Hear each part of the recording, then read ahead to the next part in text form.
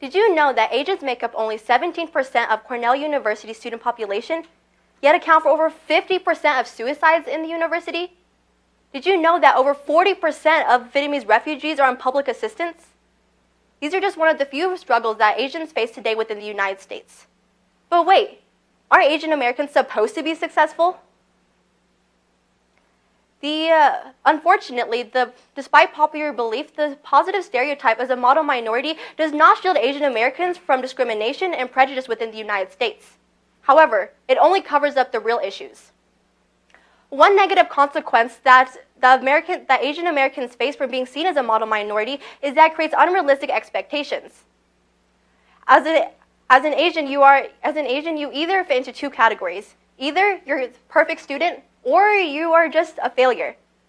The risk of not meeting these high expectations means that this results to the high levels of depression and suicide that is seen within the Asian American community.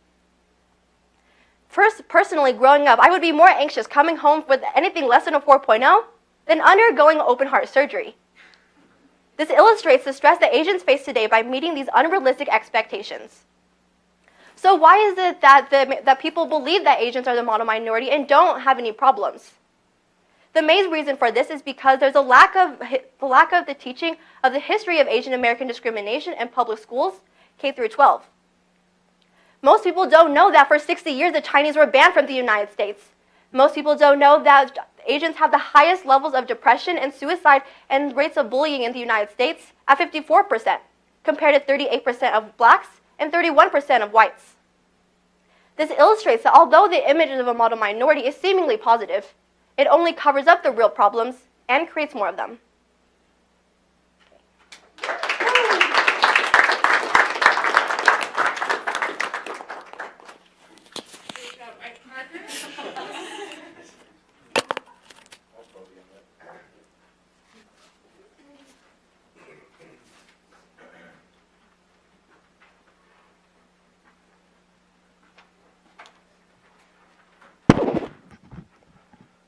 Hello, everyone.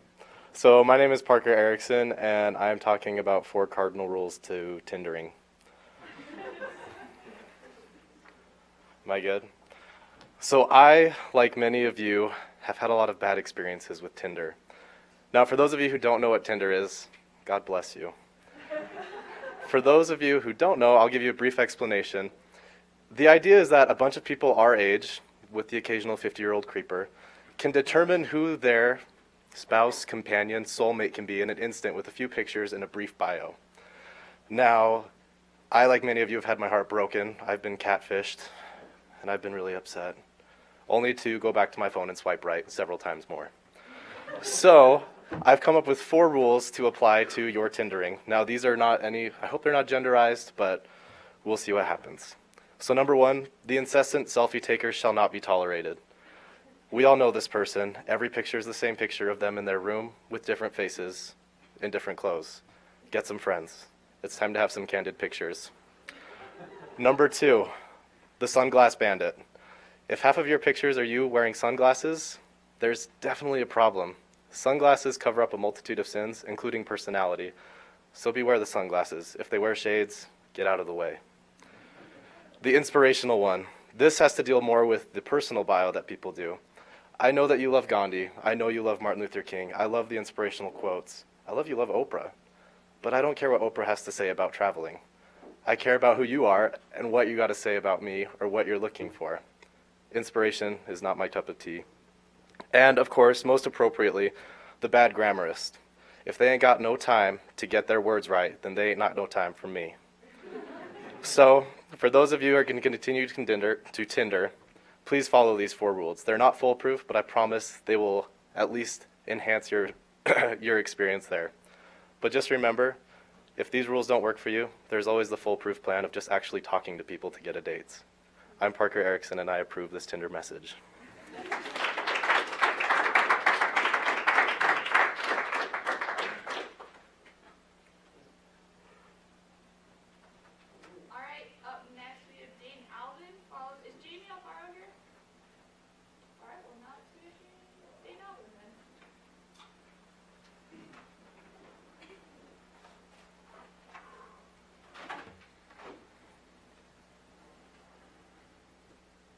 Okay, my name is Dane, and I'll be talking about probiotics. Whenever you're ready. Okay, hello everyone. My name is Dane, and I'm a representative of the Protecting and Repairing Our Body's Immune Operations and Total Internal Conditions Institute, or the Probiotics Institute. I'm going to give you some tactics you can use to win the war on germs. Get ready for the good, the bad, and the bugly. As cold winter approaches and we become less active, we are more susceptible to an attack from malicious microbes. In an effort to combat such hostile forces, we must fortify our internal army of probiotics. Most of you have probably heard of probiotics, but I'm going to make the assumption that few of you know how important they actually are. Our immune system is what protects and defends us from dangerous germs. In every moment, colonies of good bacteria fight pesky pathogens to keep us strong.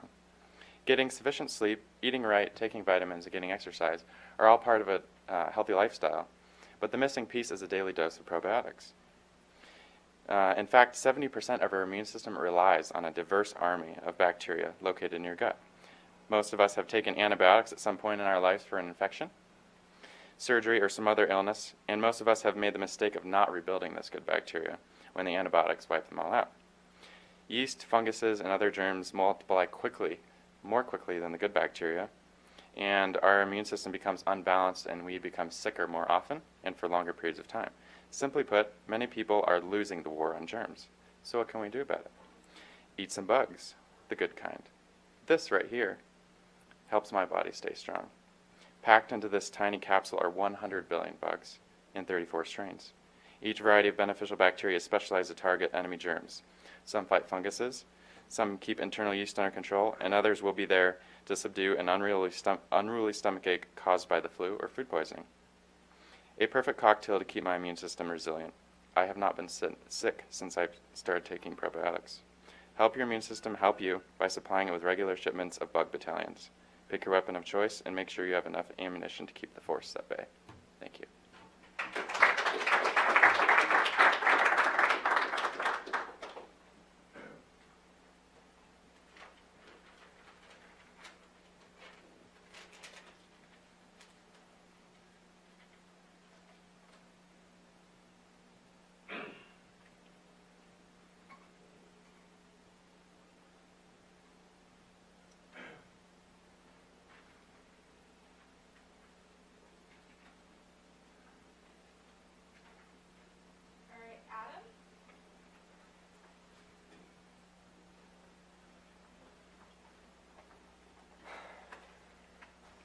Yes, I'm Adam Brandt. I'll be talking about skiing.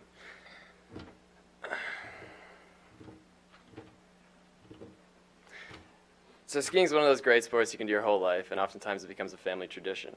For example, my parents taught me how to ski. We go on ski vacations all the time, and one day I hope to teach my children how to ski. However, considering the predictions about global warming, I wonder if they'll even get that opportunity. You know, the last 6 months were the warmest in recorded history, and the temperatures just continue to rise as long as carbon emissions do. In fact, if carbon emissions stop today, temperatures will continue to increase for several decades because it takes a while to catch up. Some of you may have heard of the 2 degrees Celsius ceiling as the safe amount of global warming. But what happens if you exceed that? You see there are these feedback loops in nature that they're too complicated to talk about, but basically they just continue to warm the planet for an entire millennia. So that's the tipping point, is 2 degrees Celsius. And that may seem like a far out figure, but we've already warmed the planet 0.85 degrees Celsius. And like I said before, even once you stop, it continues to warm for a while. Anyways, so obviously warmer climate has bad impacts on skiing. Snow melts when it gets hot out. And Utah is like ski town USA out here, so it'll have a big impact on us, especially. So I think it's safe to say that the next generation won't be able to ski the same powder that we can today. And I think that they'll be impacted by climate change in quite a lot of different ways as well. Thank you.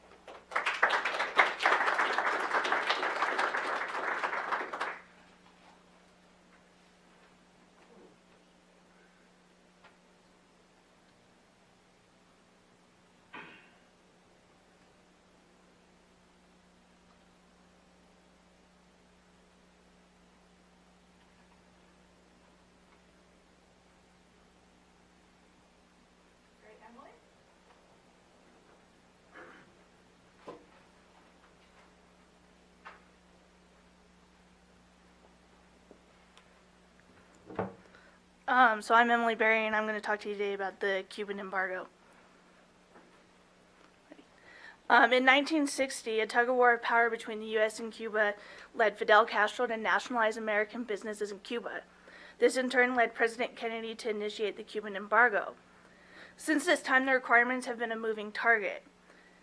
The Cuban embargo should be lifted today as terms of the original sanctions against Cuba have been met through representative democracy, free markets, and supplying basic human rights. While the Communist Party is the leading government, the National Assembly of People's Power is the supreme body and is locally elected officials who appoint members to the Council of Ministers and Council of State.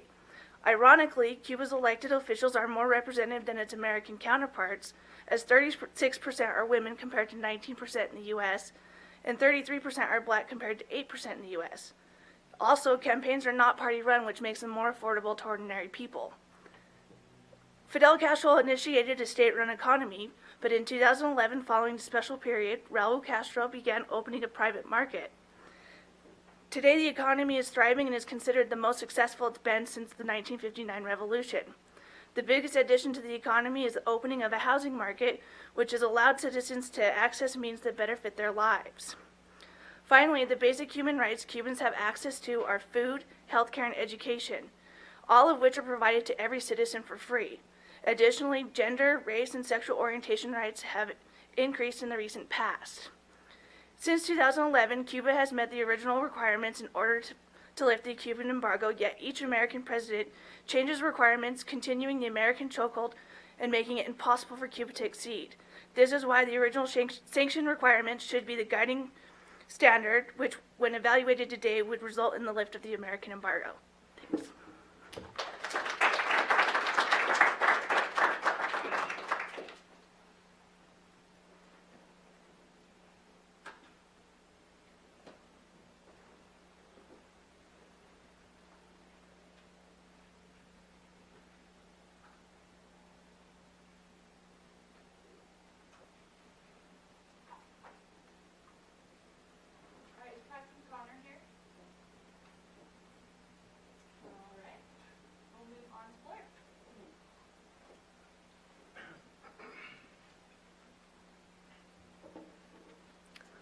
Hi everyone, my name is Blair Engelbrecht and I'm going to be talking to you today about gun control and my personal experience with gun violence.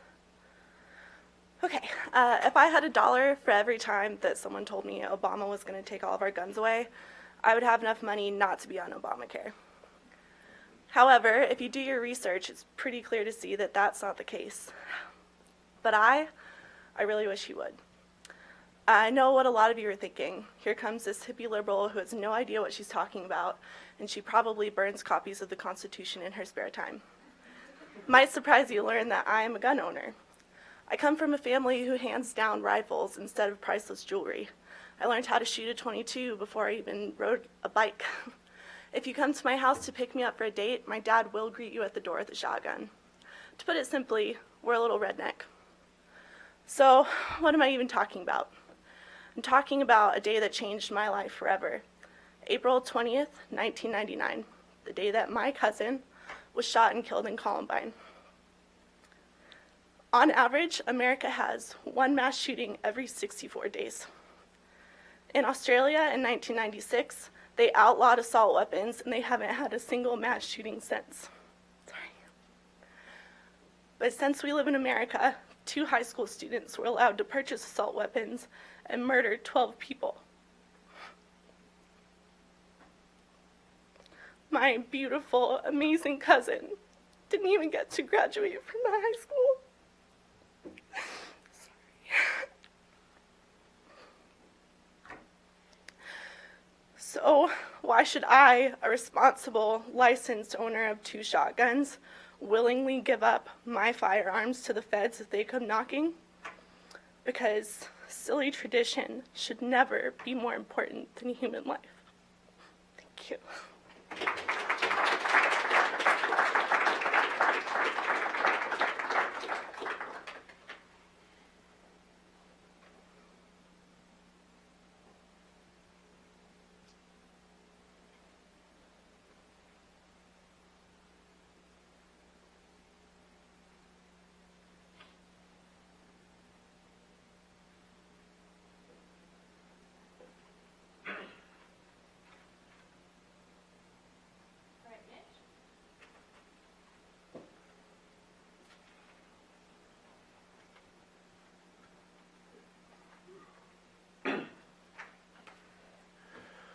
everyone. My name is Mitch. I'll be talking to you about some of the common frustrations of being in the service industry. Good to go? Awesome. Hi, folks. My name is Mitch. I'll be taking care of you today. Our special today is a 2-minute speech as to why a humble server in the restaurant industry, hate all of you. Okay? Let's get you started with some drinks. To drink, how about a tall glass of common courtesy? Shockingly, there's a difference between a server and a servant. It's surprising, I know. Bear with me on this, guy. So, servers deserve to be treated with the same common courtesy that you would show anyone else. So when I come up and greet your table with a smile saying, how's everyone doing today? Water with lots of lemon is not an answer. Okay? Hey, come up, a simple fine, I'm doing fine, thank you, how are you? Anything like that will work, and then I'll get to your ghetto lemonade. All right? Hand gestures, such as waving someone over, snapping at them, or Lord forbid you shoo me away as I come and check on you, are never appropriate. Okay? Those are quick and easy ways to ensure crappy service and quite possibly a friendly loogie hiding in your meal. For the record, I've never spit in anyone's food, but I've been tempted. All right, let's get an appetizer going. I recommend a platter of actually ordering off the menu. When you're not the chef, so when you walk into, and there's no item on the menu that says order whatever the heck you want. Okay, I know, I've checked. So don't expect us to just throw anything together that your little heart desires.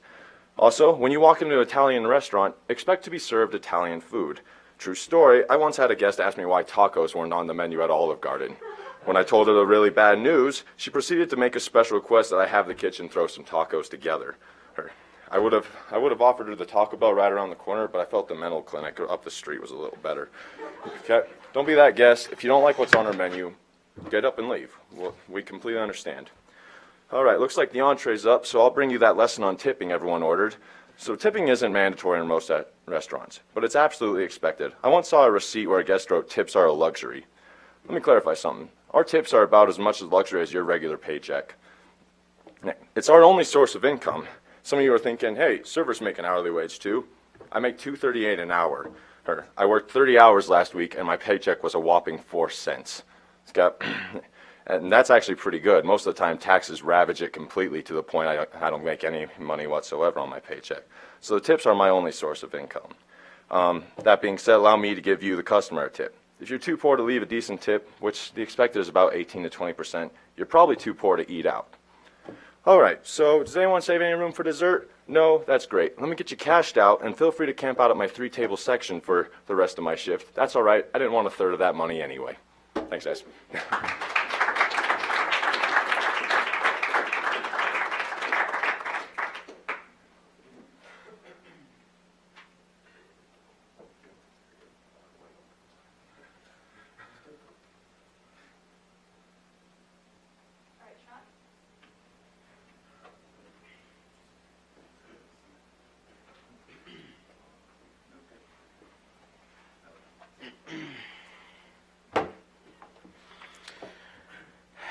Ready?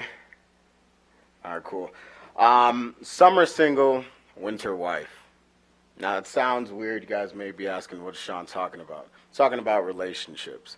Summer single, winter wife. I'm actually working with a professor right now on campus because I think there's a direct correlation with temperature and relationships. This is what happens when kids get to school. Usually, this is like, younger kids. But so kids get here, August and September, they're hooking up, they're seeing people, so many new people on campus, getting numbers, texting people. Then the average temperature is around 75 to 90 degrees. Then when you go around to October, average temperature is about 75 to 50. Now in that time, girl, guy, you're starting to narrow down your choices. You're thinking, this guy, nah, he likes her, she likes him, blah, blah, blah, and you just narrow down your choices. Now November, which is right now, this is wife season. I call it. This is when everybody's in a relationship. Everybody's narrowed down their choice to who they want to, go to formal with, who they want, to take pictures with, at the Gallivan Center. You want that, I guess that nice warmness. So December into January, that's the wife season. That's when you're together. You need somebody to snuggle with and just binge watch Netflix. So after that, February, from January to February, that's a prime time. So you're in a relationship, but in that time, you got to realize someone likes the other person more. you need to figure out which one you are before February 14th, because either Valentine's Day goes extremely well or it goes horribly.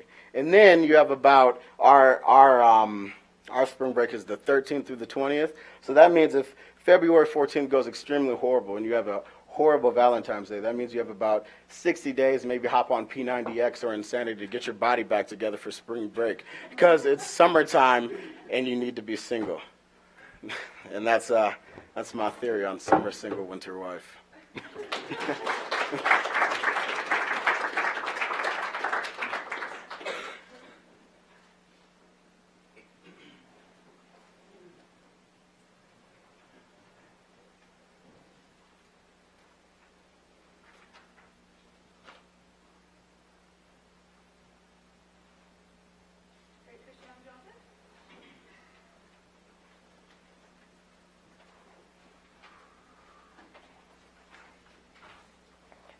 Hi, so my name is Christiana Johnson, and I'm going to be talking about volunteering.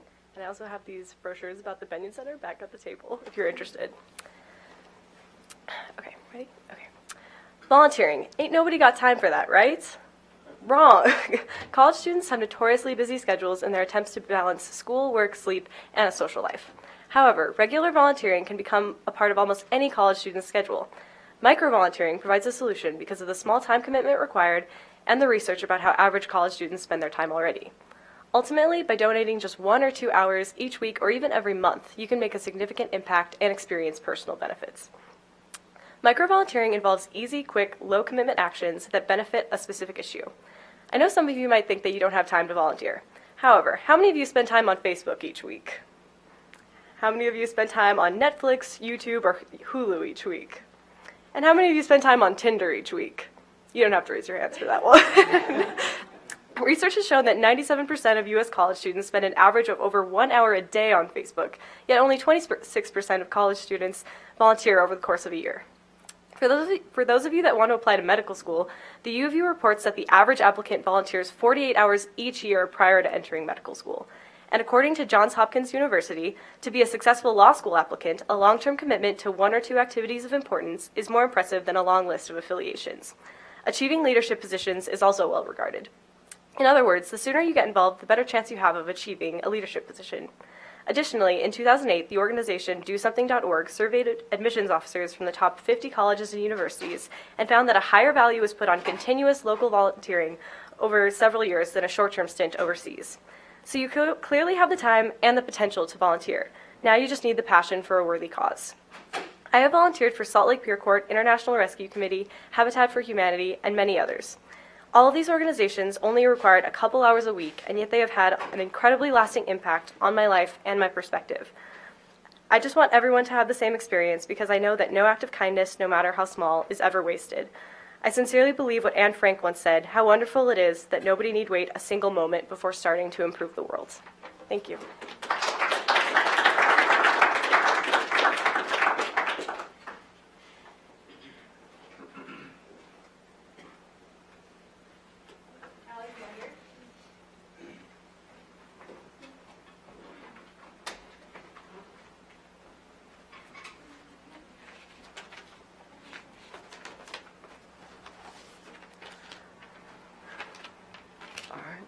I'm Alex, and I'm passionate about Kanye West, and I'll take it from there.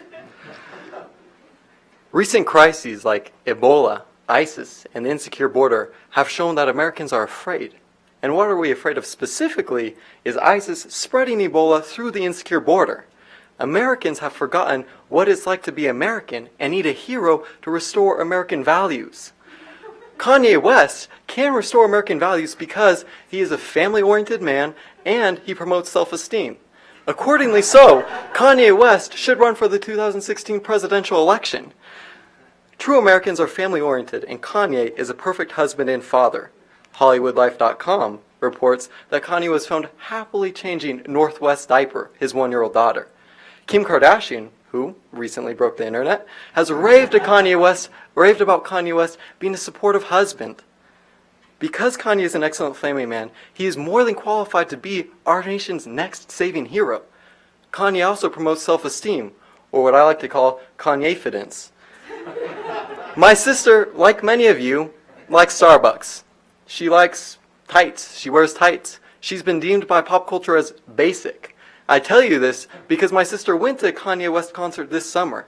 Upon returning, she told me, Alex, Kanye taught me that if you believe in Kanye, you believe in yourself. I tell you this because if Kanye West can implant such a powerful message in the heart of a middle-class, basic girl, can he not inspire the whole nation to believe in itself? America needs a true hero to combat their fears. Kanye West will be that hero. So the next time when you receive a phone call during the election season asking, who will you vote for, sir? Remember Kanye. Thank you.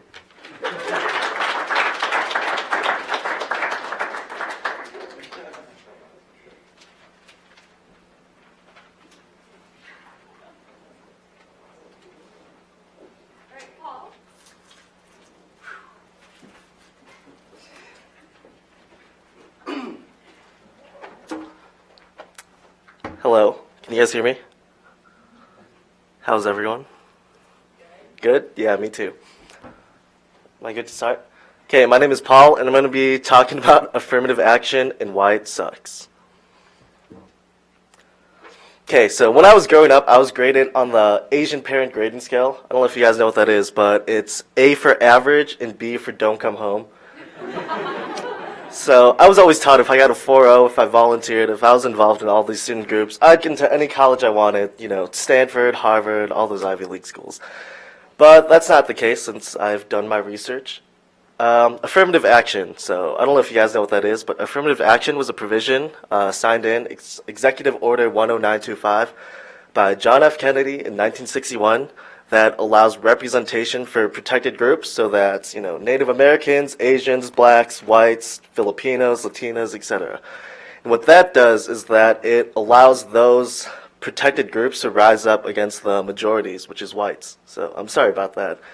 But the sad truth about affirmative action is that it actually hurts those protected groups, specifically Asian Americans. I was going to quote her, but she left, so I'm kind of without that. But anyways, so affirmative action. All right, hold on. All right, the reason why affirmative action sucks is that it disproportionates the admissions level of students. For example, an Asian American with a 394 will get shafted 60% of the time over, let's say, an African American with a 3.6. So it really discourages people from applying and going to those schools that they really want to. And the reason why I don't like that so much is because I'm Asian American, so it disadvantages me from pursuing my dreams. And the Supreme Courts have actually ruled in disfavor of affirmative action with overturning California Proposition 209, which disallows affirmative action from admissions from public institutions like the government or schools, or the Michigan overturning this past year. Thanks.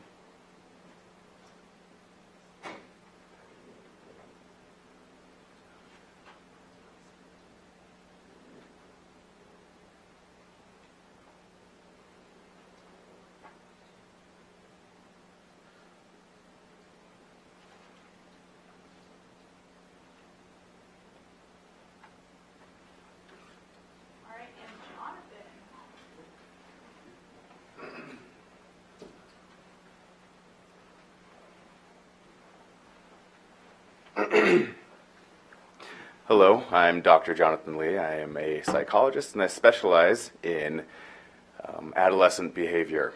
And my speech is entitled, Look Before You Leap, How to Avoid Embarrassing Moments. So, look before you leap. That is exactly what it is. Think before you act. How many adolescents and yourselves do you know act before they think? There are 2 steps that I'll explain, and then afterwards illustrate with a personal story of mine that I've never shared before, and it will potentially make you cringe, laugh, or just feel bad for me. So the 2 steps are Don't lead with emotion. Think about it first. Don't just let emotion lead you on your way, because you will bumble around and embarrass yourself. Second is have a goal, but also have a plan as well. Goals are just dreams without a plan. And to illustrate this, and you can see with my illustration of my story that I'm about to tell you, what not to do, because I did exactly the opposite of what I just suggested. When I was 15, I was dating a girl for about a month. She was older than me. She could drive. And I hadn't kissed her yet. All my friends were like, why haven't you kissed her yet? And it had been a month. Well, when we were driving home, she didn't have a car. I couldn't drive yet. Her cousin was taking us home, who was the same age. And that morning I woke up and I said, I'm going to kiss her. It's going to happen. Today is the day. It doesn't matter what happens. It's going to happen. When her cousin dropped us off, she had no intention of getting out of the car, and I was behind her in the back seat. And so I leaped forward behind her and kissed her like this. Immediately, red-faced, got out of the car, ran home into the house, and said, why the hell did I just do that? And with those 2 steps, I could have avoided that completely. If I would have had a plan, not just gone with my emotion, I might have just, you know what, this isn't going to work out, this isn't my plan, and maybe kissed her another night. And that is exactly why you look before you leap.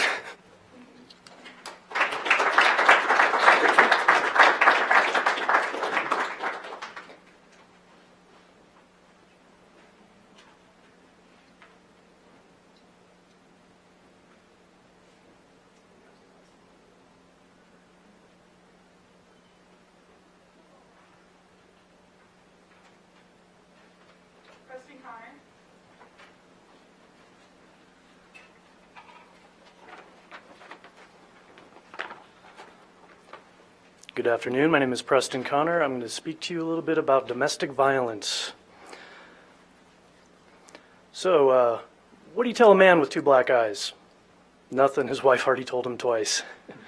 You're like, oh, now about this one. Don't fight back. You'll go to jail. These were the last conscious thoughts of a man as his ex-wife choked him out in front of their 2-year-old daughter, who was crying just a few feet away. A recent study, widely publicized, proclaims that women are twice as likely to be victims of domestic violence as men.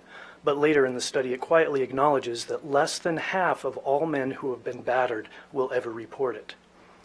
Statistically, men and women are about 50-50 when it comes to being domestic violence abusers. Yet we are inundated with information that skews the data and portrays women as overwhelmingly the victims. So much so that in 1994, the domestic violence laws in this country were changed to be known as the Violence Against Women Act.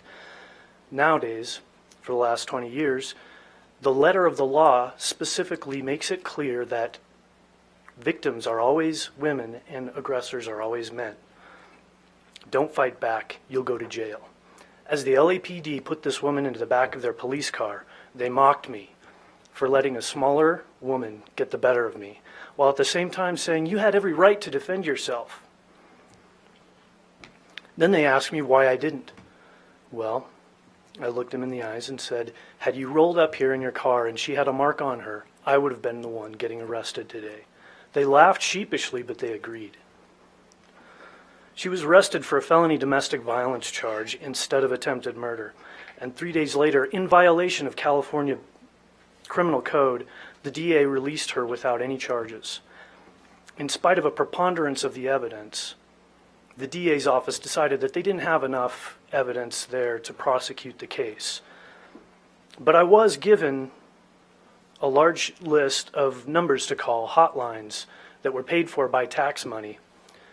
They're set up to help victims of domestic violence with everything from shelter and medical aid to legal services. Every single agency had that same response to my call. We don't offer services to men. Off the record, everybody involved in my case acknowledged that had the roles been reversed, I would have faced years in jail and likely would have been convicted. I wish that my case was the exception to the rule, but sadly, it's standard operating procedure. Thank you.